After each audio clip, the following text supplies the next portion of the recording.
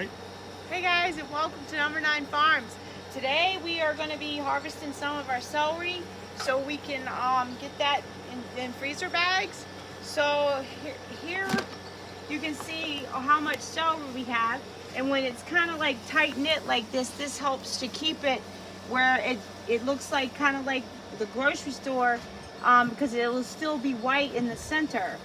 You know, like that. And so what I do is I just come in here and I go ahead and just cut right in here. And if you want to save the whole bottom, you have to go further down. And then this way, it'll still grow back if you leave it like that. But what we've been doing is we just been coming out here as we needed one for salad or whatever. We just pull some right off. But I tell ya, it's a good harvest here. Woo. Look how, I mean, we have ate some already, and we've been, and you can see if you look at the center, look, you see how light it is? Because it hasn't got any sunlight to it and turned green. But we're gonna get, we're probably gonna, like, so normally what I would do is if I was gonna cut it, if you can see right here, if I was just gonna take the whole stalk, I would cut it down here, but you could try to let some of it grow back. Yeah, just like that. Look at that. It's amazing. Yeah. Like the never-ending broccoli plants. Yes, so I have more broccoli that needs to be harvested again, which is wonderful because that means there's just more stuff for the chicken and broccoli that the boys like so much. So these pieces here I'll just pull off and save for the rabbits. But if you weren't gonna like harvest all of it at one time, you could just take some of the outer pieces, and then that way it'll keep on growing too. So, but what we're gonna do is we gotta go make more pickles today, and today is day 8 of the Three Rivers Challenge, the Every Bit Counts Challenge. I'm not even gonna try to say it. So this piece here is a bad piece, rotten, but we'll go ahead and now get this done, and then I will see you over at the kitchen. Yeah, so now I'm over here at the kitchen. We cut about 2/3 of the celery.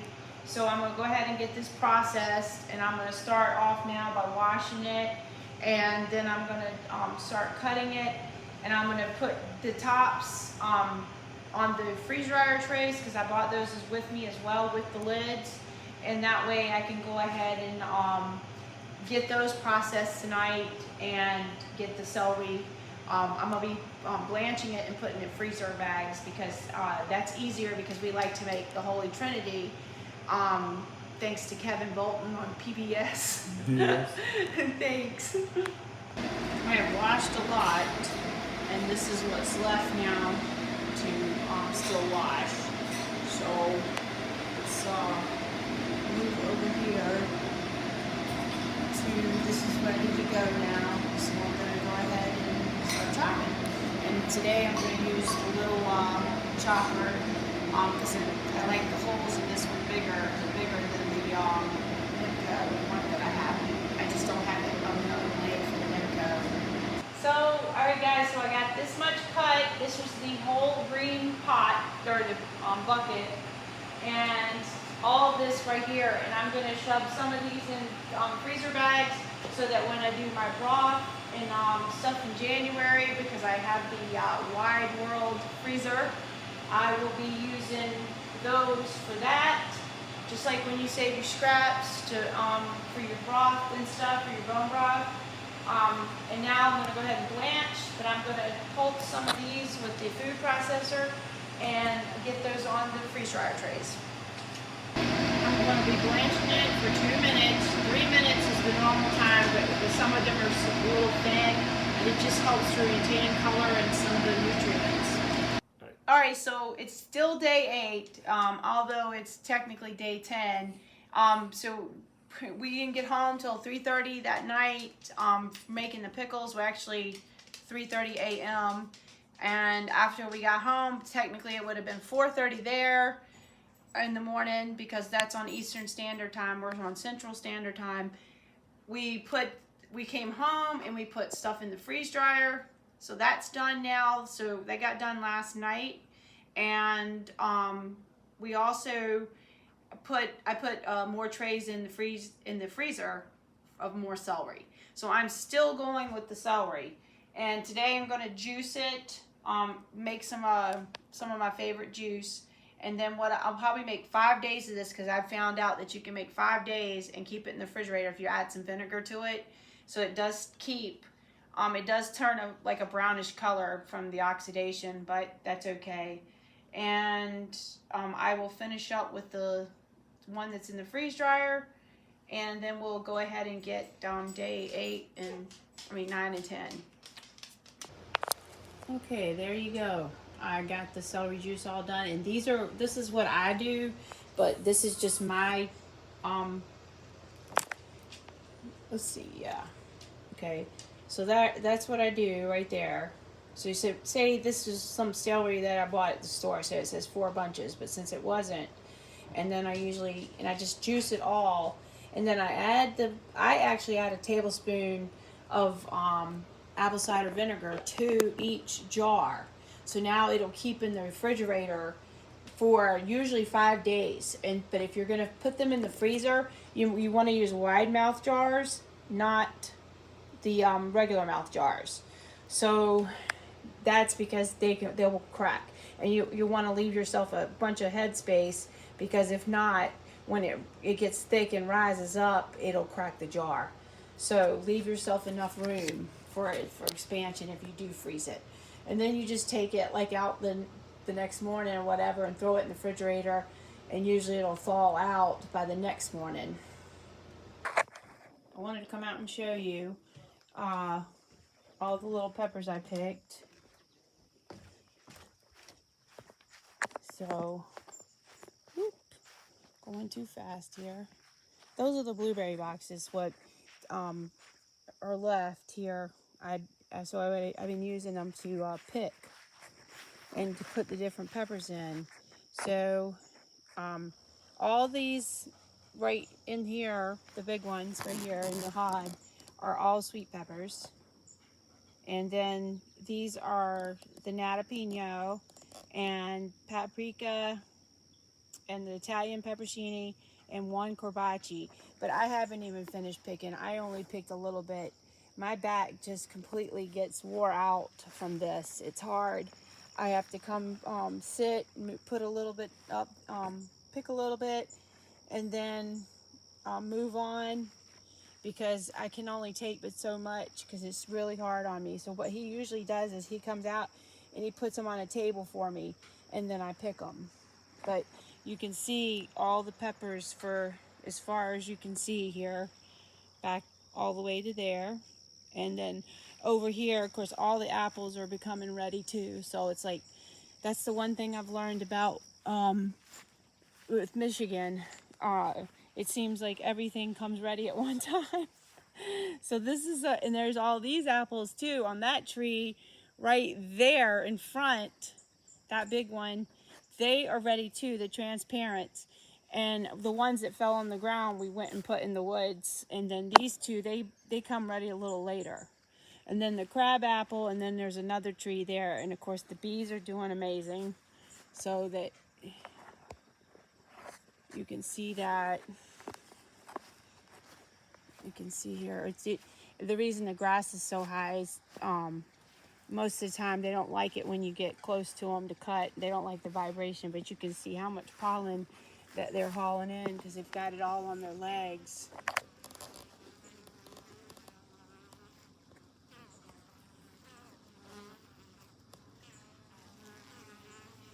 Look, that one's got a lot now that just went in. And then they're over there too, coming in. And Bruce has been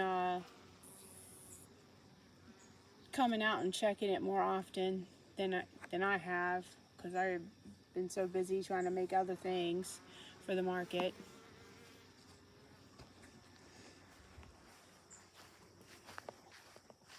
I got stung today while picking.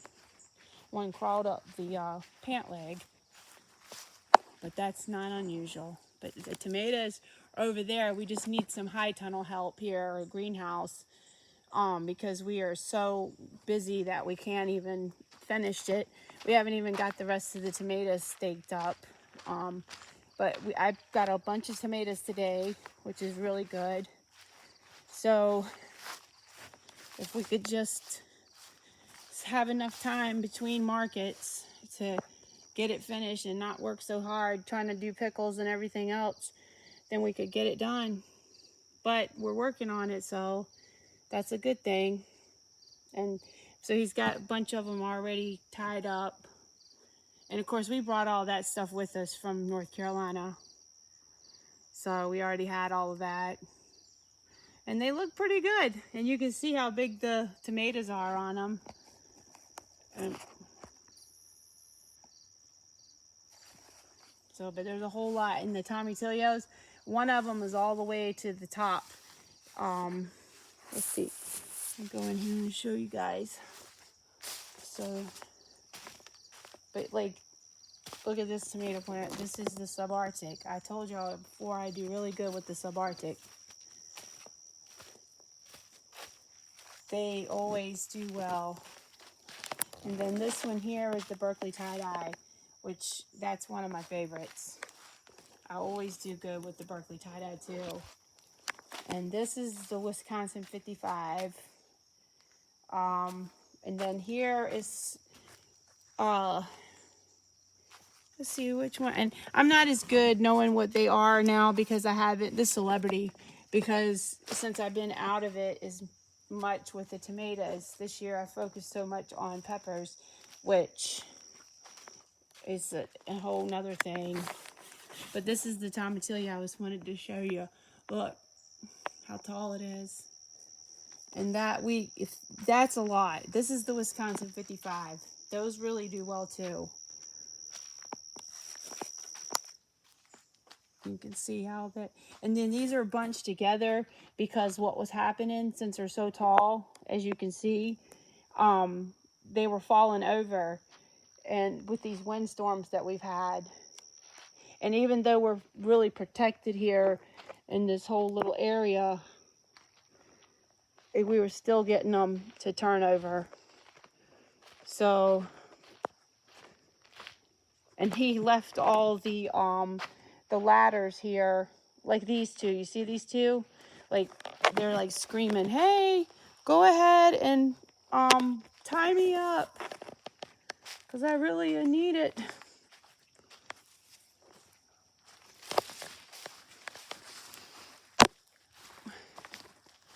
But just wanted to show you that.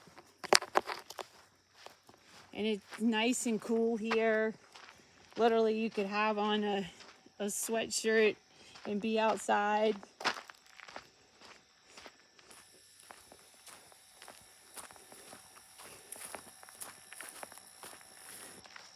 But, and oh yeah, I wanted to show you the sunflowers too. I can't forget that. But that's, oh goodness, this thing doesn't want to focus very well. Look at that. Ta-da! I've been so happy with those sunflowers this year because I didn't plant any last year. Alright guys, I'm going to carry this on the inside. Alright guys, so I'm back. I've got the tripod up, so woo, it's been 22 hours and 35 minutes, and looky there, all done. Woo! So I'm going to take this up now, and we're going to make this into celery powder and celery salt. Hey, Boopy.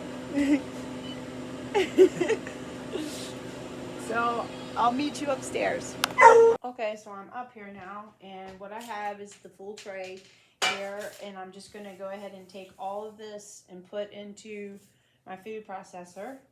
And I am going to powder this up. And this was basically the tops of the, and some of the thinner stalks.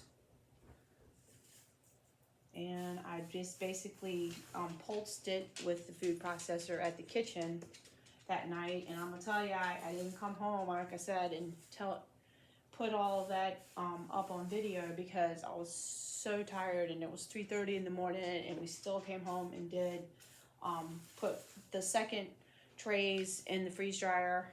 I mean in the freezer, and put the other one in the freeze dryer.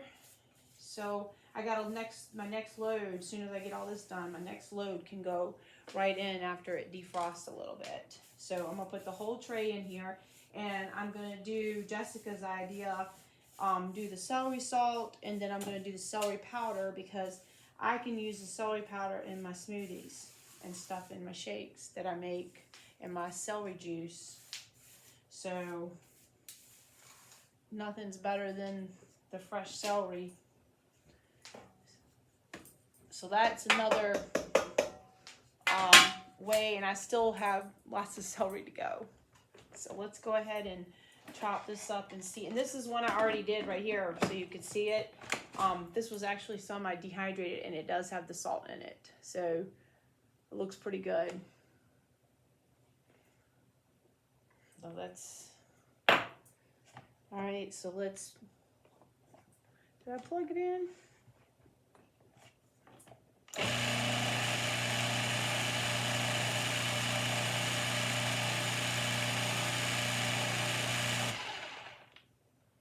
Okay, it's chopping it up really good.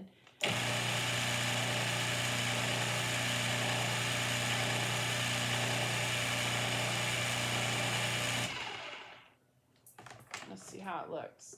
Oh yeah, so I'm gonna keep on chopping this, and then I'll see. I probably will. I'm down to, it looks like one, well, about 4 cups. So I'm trying to get it, because you're supposed to do equal cups of celery to salt, and I don't know if I want to put 3 cups of salt in there, but anyways, I'll see what it comes to.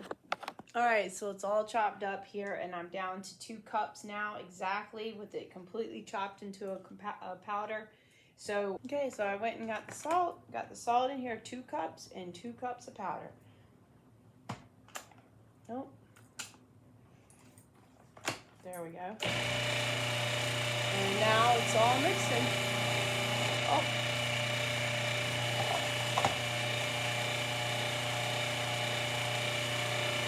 Okay guys, so I want to show you, I got a half-gallon jar almost of celery powder.